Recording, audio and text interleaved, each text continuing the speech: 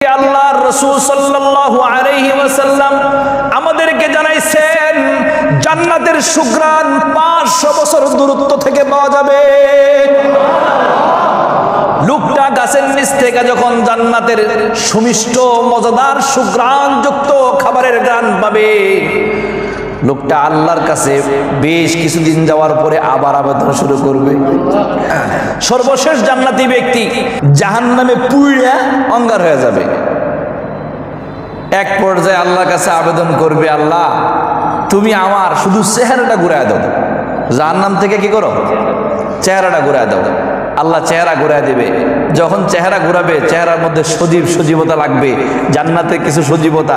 জান্নাত জাহান্নাম তো মনে করেন যাই থাক না কেন, জাহান্নাম থেকে যখন চেহারা ঘুরায় দেবে তার মানে কি এই জায়গাটা আর জাহান্নামে জ্বলবে না।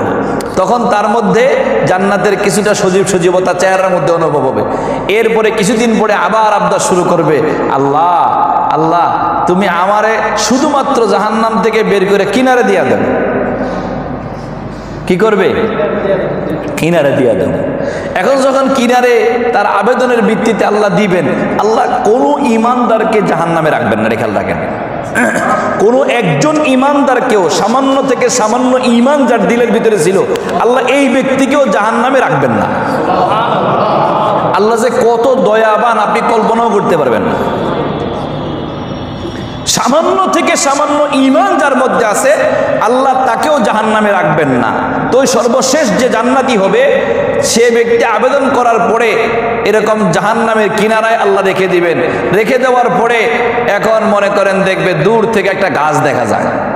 দূর থেকে একটা গাছ দেখা যায়, সুন্দর গাছ, সবুজ গাছ। এই গাছ দেখা অনেকদিন চুপচাপ থেকে আগে বলছে আল্লাহর কাছে যে কিছু চামু না, এটাই শেষ। এখন আল্লাহর কাছে কয়দিন পরে আবার শুরু করবো, বেহায়া না আমরা?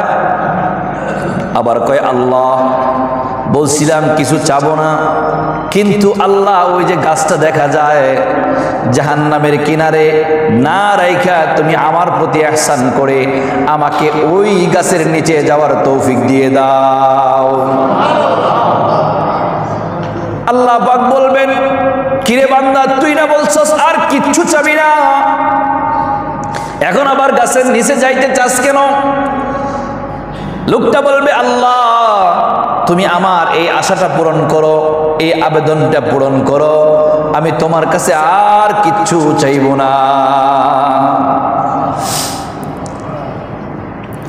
দোস্ত আহবাব, আল্লাহ পাক ফেরেশতাদেরকে হুকুম করবেন, যাও তাকে ওই গাছের নিচে নিয়ে যাও। যখন ওই গাছের নিচে যাবে, যাওয়ার পরে ওই গাছ থেকে যখন গাছের নিচে থাকবে, ওই সময় ওইখান থেকেই জান্নাতের মধ্যে যে খাওয়া দাওয়া হচ্ছে, জান্নাতের সুঘ্রাণযুক্ত খাবার, ওই খাবারের ঘ্রাণ তার নাকের মধ্যে লাগতে থাকবে। সব তো আল্লাহ করাইতেছেন, আশা যোগাইতেছেন আল্লাহ। কারণ কি আল্লাহর রাসূল সাল্লাল্লাহু আলাইহি ওয়াসাল্লাম আমাদেরকে জানাইছেন জান্নাতের সুঘ্রাণ 500 বছর দূরত্ব থেকে পাওয়া যাবে। লোকটা গাছের নিচ থেকে যখন জান্নাতের সুমিষ্ট মজাদার সুঘ্রাণযুক্ত খাবারের ঘ্রাণ পাবে, লোকটা আল্লাহর কাছে বেশ কিছুদিন যাওয়ার পরে আবার আবেদন শুরু করবে। কইব, আল্লাহ তোমার কাছে বেশি কিছু চাই না, জান্নাত এটা এখন তোমার কাছে আমি আশা করি না, তুমি শুধু আমাকে জান্নাতের দরজার কাছে যাওয়ার তৌফিক দিয়া দাও। আল্লাহ কইব, কিরে বান্দা তুই তো বেশরম, তুই তো বেশরম, খালি বারবার ওয়াদা করস, ওয়াদা খেলাফ করস। আল্লাহ বান্দার সাথে মজা করে। আল্লাহ রাসূল সাল্লাল্লাহু আলাইহি ওয়াসাল্লাম যখন এই হাদিস বলছেন, রাসূল নিজেও হাসতেছিলেন, সাহাবায়ে কেরামও হাসতেছিলেন। এই হাদিস বলার সময় হাদিসের মধ্যে আসছে, রাসূল যখন মানে হাদিস বলতেছিলেন, বান্দার সাথে আল্লাহর মুআমালা দেখা আল্লাহর রাসূল এমন হাসি হাসছেন, রাসূলের মারি পর্যন্ত দেখা গেছে। লোকটা আবেদন করার পরে আল্লাহর পক্ষ থেকে বলা হবে, ঠিক তো, আর তো কিছু চাবি না।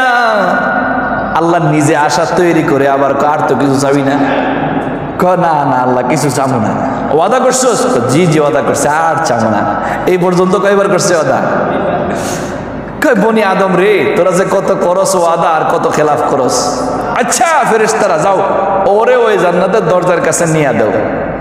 আচ্ছা এখন বলেন, এতক্ষণ রৌদ্রের মধ্যে ছিল কথার কথা একটা লোক, রৌদ্রের থেকে মনে করেন যখন তাকে গাছের নিচে আনা হয়েছে তখন এক অবস্থা, আর যখন মসজিদের ছায়ায় আনা হয়েছে তখন আরেক অবস্থা। আর একটু ভালো লাগতেছে। এখন যখন বাইরের থেকে তাকায় তাকায় দেখবো যে ভিতরে এসি চলতেছে, কেমন লাগে সেটা? আকর্ষণ পারবো নি? লোকটা আল্লাহ পাকের কাছে ফরিয়াদ করার পরে আল্লাহ তাআলা জান্নাতের দরজার কাছে যখন নিয়ে দিবেন, তখন জান্নাতীরা ভিতরে খাবার দাবার খাচ্ছে, প্লেটের আওয়াজ পাবে, খানা খাচ্ছে, ওখানে প্লেটের আওয়াজ পাবে, আবার জান্নাত থেকে সুঘ্রাণটা এখন ডাইরেক্ট নাকে এসে লাগতেছে। মনে মনে কয়, বারবার তো ওয়াদা করলাম, বারবার তো ওয়াদা করলাম, কতবার ওয়াদা খেলাফ করছি, আল্লাহ পাকের কাছে কেমনে চাইবো, কিভাবে চাইবো? এরপরেও বলে আল্লাহ পাকের কাছে ওয়াদা করছি, যাই করছি, যতবার চাইছি একবারও তো আল্লাহ তাআলা ফিরিয়ে দেন নাই। হ্যাঁ হ্যাঁ দোস্ত, ওখানের ঘটনা তো আছে। দুনিয়ার মধ্যে যখন কোনো বান্দা আল্লাহর কাছে চায়, আল্লাহ তাআলা অবশ্যই 2 দিন আগে আর পরে উপযুক্ত সময় মতো বান্দার চাওয়াকে পূরণ করে দেন। ঠিক এভাবে বান্দা দরজার সামনে যখন অবস্থান করবে, জান্নাতের দরজার সামনে অবস্থান করা অবস্থায় জান্নাতের ভিতর থেকে সুঘ্রাণ বের হবে, খাবারের সুঘ্রাণ বের হবে, প্লেটের আওয়াজ আসবে। তখন ওই বান্দা বলবে, আল্লাহ কত কিছুই না তোমার কাছে আবেদন করেছি, সবগুলো আবেদন তুমি রাখছো, শেষমেশ একটা আবেদন, আর কোনো আবেদন করব না। আল্লাহ বলবেন, কিরে বান্দা, এই পর্যন্ত তুই কত ওয়াদা করছস, একটা ওয়াদাও রাখস নাই, আবার কি আবেদন করবি? তোর কি আবেদন? লোকটা বলে, আল্লাহ আমার বেশি কিছু দরকার নাই, জান্নাতের ভিতরে একটা কদম রাখতে চাই। কি রাখতে চাই? এটা কদম রাখার জায়গা দাও, পাও রাখার জায়গা দাও। আল্লাহ আল্লাহ পাক বলেন, বান্দারে না না, তোর জন্য আমি একটা কদম পরিমাণ জায়গা রাখি নাই। জান্নাতের ভিতরে তো কি পরিমাণ ভিড় দেখছস নি, জায়গা আছে নি? কয়, আল্লাহ জায়গা তো না, এটা বুঝতেছি, বাকি একটা পাও রাখার জায়গা দাও।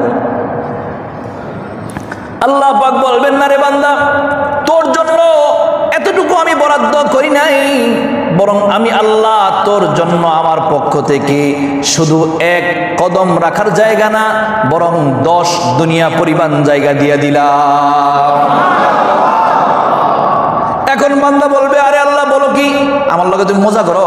হাদিসের শব্দ, আমার লগে তুমি মজা করতেছো, তুমি মালিক আমি গোলাম, আমার লগে মজা করে লাভটা কি? আল্লাহ আল্লাহ কয়, বান্দা তোর লগে মজা করি না, তোরে আমি যা 10 দুনিয়া পরিমাণ জান্নাত দিয়া দিলাম।